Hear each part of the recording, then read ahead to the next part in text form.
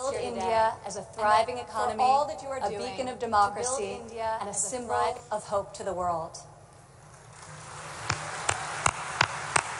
What you are achieving here is truly extraordinary.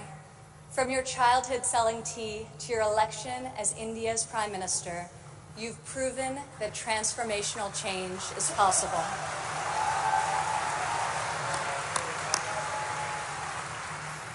And now you are bringing that promise to hundreds of millions of people across your country. Thank you.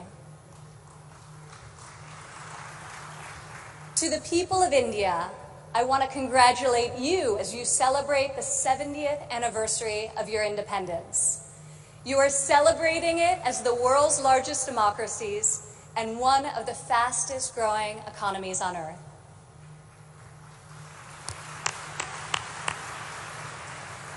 Through your own enterprise, entrepreneurship, and hard work, the people of India have lifted more than 130 million citizens out of poverty, a remarkable improvement and one I know will only continue to grow under the leadership of Prime Minister Modi. All of you are helping India's middle class reach its goal of nearly 500 million people by 2030. You have opened new universities across the country. Your doctors and scientists are discovering medical cures and life-saving technologies. Your engineers and your architects have built modern wonders that grace your skies. And Indian spacecraft have traveled to the moon and to Mars. The people of India inspire us all.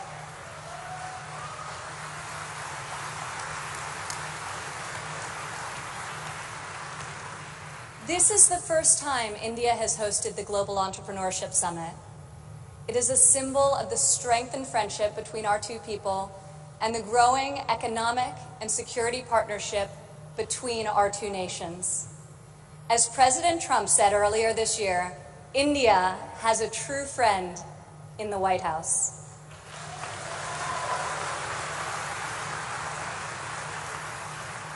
I would like to thank the State Department for co-hosting this incredible gathering. I would also like to thank Governor Narasimhan and all elected Indian officials who are here with us tonight for welcoming us to your beautiful country. Thank you.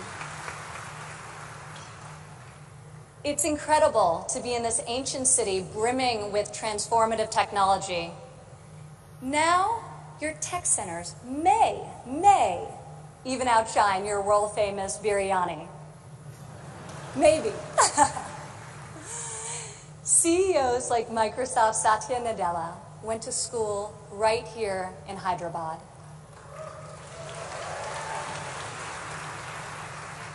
Just a few kilometers away, T-Hub's brand new facility is set to open next year and will become the largest incubator in Asia.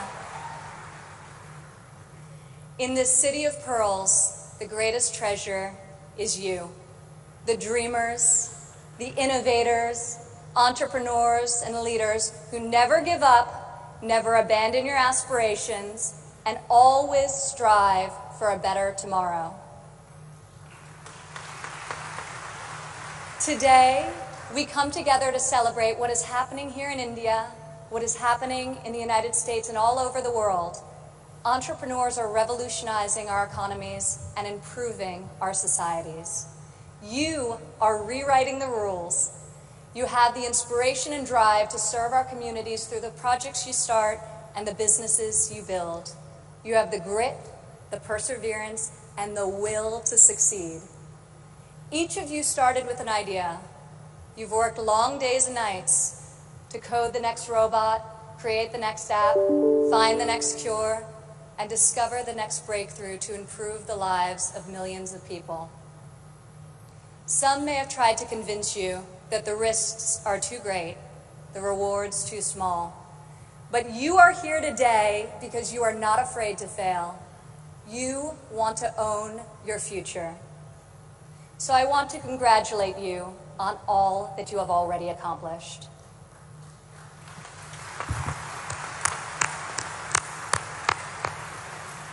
And I especially want to congratulate the women entrepreneurs here with us today.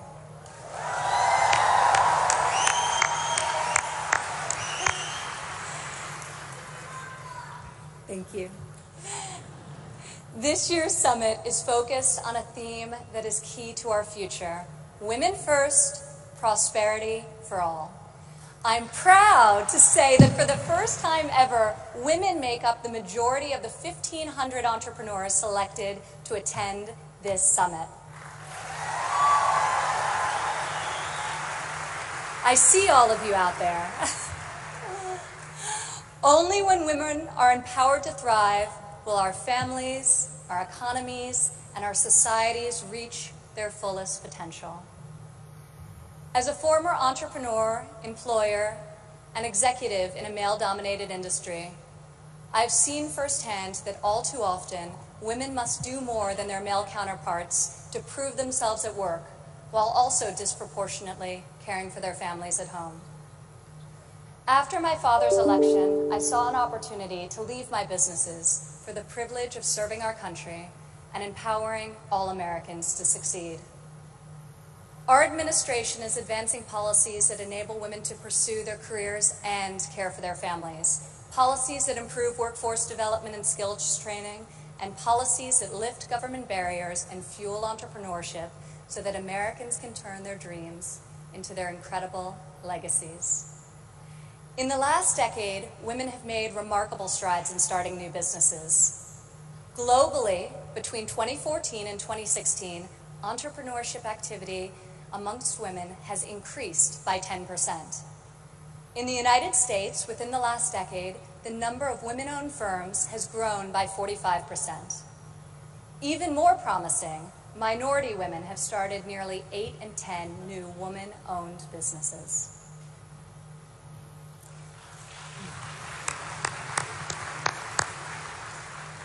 Today, more than 11 million women in the United States own businesses. They employ nearly 9 million workers and generate over $1 trillion in revenue.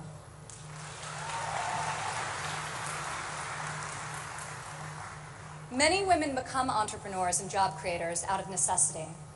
Some weren't given the flexibility they needed at work to care for their families. Others lacked professional sponsors or weren't given a fair shot at a promotion. Instead, women, like the many here today, are charting their own courses and achieving incredible feats. Fueling the growth of women-led businesses isn't simply good for society, it's good for our economy. One study estimates that closing the gender entrepreneurship gap worldwide could grow our global GDP by as much as 2%. The women in this room can lead the way in closing that gap and ushering in a new era of greater prosperity.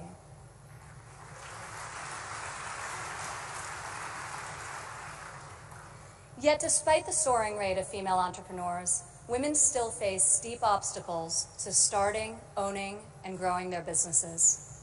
We must ensure women entrepreneurs have access to capital, access to networks and mentors, and access to equitable laws. In developing countries, 70% of women-owned small and medium-sized businesses are denied access to capital. The result has been a nearly $300 billion annual credit deficit for women entrepreneurs in the developing world. In the United States, a Harvard Business Review report found that investors ask men questions about their potential for gains, whereas they ask women questions about their potential for loss. This could in part explain why women entrepreneurs received less than 3% of venture capital funding in 2016. We are working hard to reverse this trend. The U.S. Small Business Administration, for example, increased lending to women by over $500 million this year alone.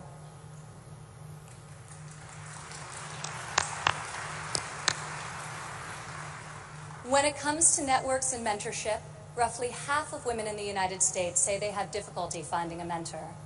Yet mentorship is critical to success, as each of you knows.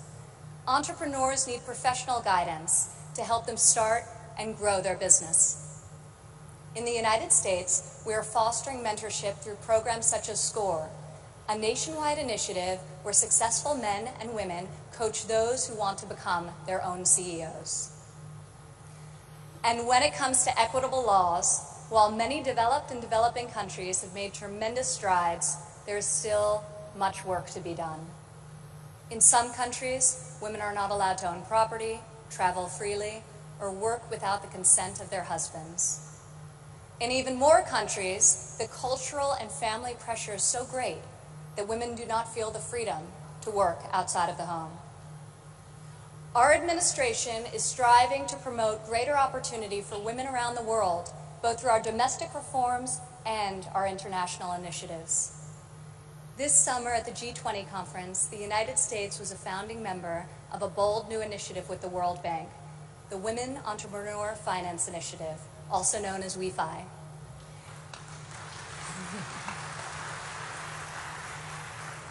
This facility provides access to capital, networks, and mentorship for women in developing countries. WEFI is the first facility to support women entrepreneurs at this scale, and we anticipate it will be able to leverage in excess of $1 billion in public and private financing. This facility also seeks to address the legal and regulatory barriers that limit opportunities for women entrepreneurs. In the last decade, USAID has promoted women's entrepreneurship through a number of programs, including providing microfinance loans to women in Afghanistan and bringing internet access to women in Nigeria and Kenya. USAID Administrator Mark Green is here with us today. Where are you, Mark? Thank you, Mark. I want to thank Mark and the entire U.S. delegation for their tireless work to improve the lives of millions, both domestically and abroad.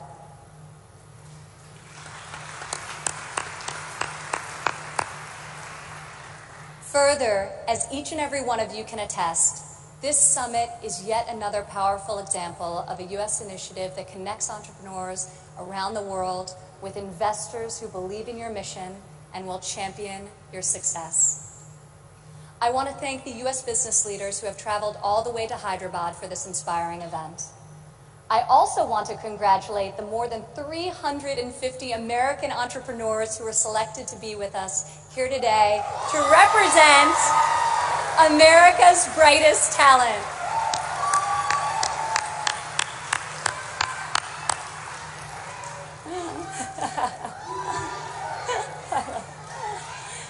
I think I found your section. Thank you. At home, our administration is committed to empowering women entrepreneurs through domestic reforms. In the past 11 months, we have expanded apprenticeship programs and prioritized STEM education to ensure that women and men have more opportunities to master the skills that drive progress in the 21st century. We have dramatically reduced job-crushing regulations, which disproportionately hurt entrepreneurs and small business owners. And we are laser-focused on passing long-overdue tax cuts. This will provide much-needed relief to working families and to businesses of all sizes. Also this year, for the first time ever, the President's budget included a proposal to establish a nationwide program for paid family leave. We are committed to supporting women and men who work both inside and outside of the home.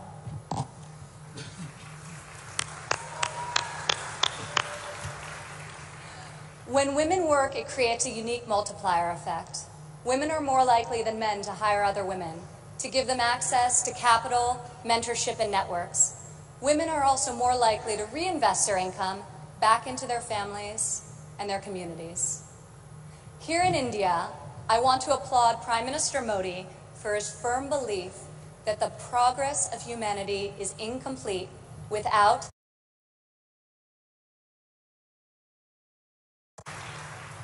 Just consider, if India closes the labor force gender gap by half, your economy could grow by over $150 billion in the next 3 years.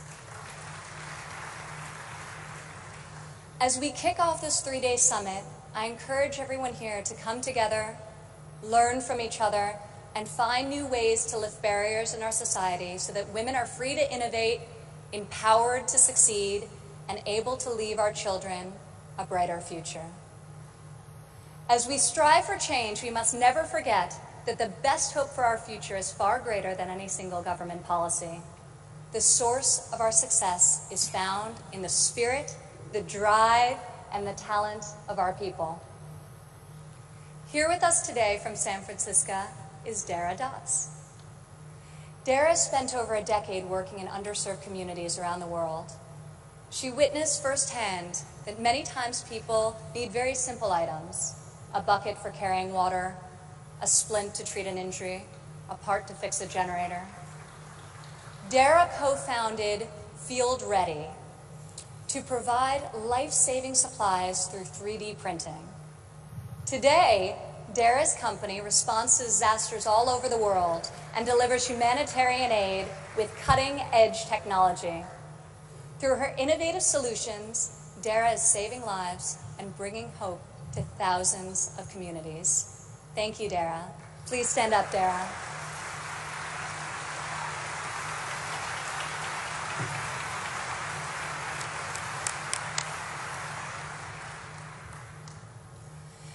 Rajlakshmi Bhartakar joins us from Bangalore, India. When her son began having seizures at a young age, she decided to create her own solution to better monitor his health. Stand up.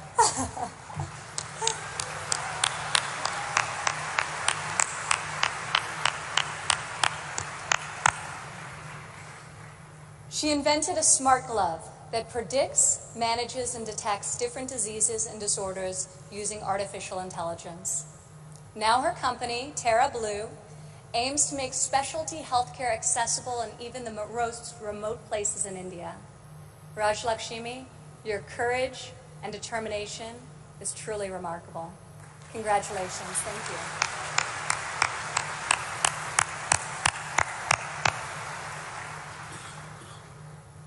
Also here with us today is Rayan Karmalova from Azerbaijan. Rayan, please stand up.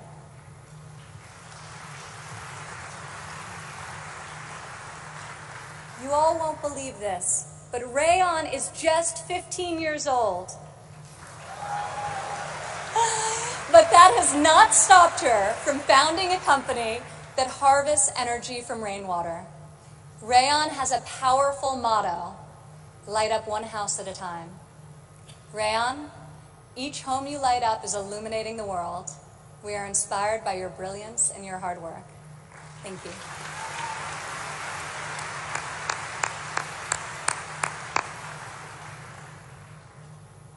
These women represent the vision, the ambition, the grit of every entrepreneur here today.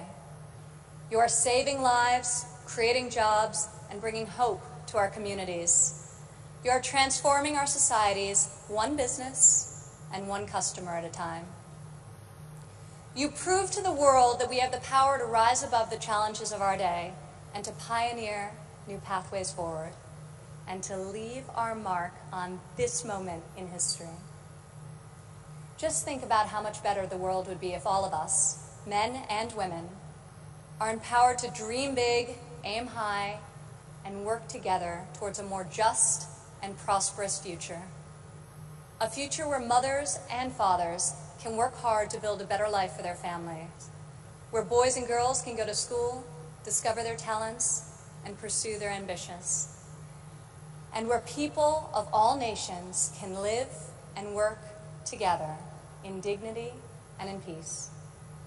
This is the future we can, will, and must build together. And this is the promise of the visionaries gathered in this room today. Thank you.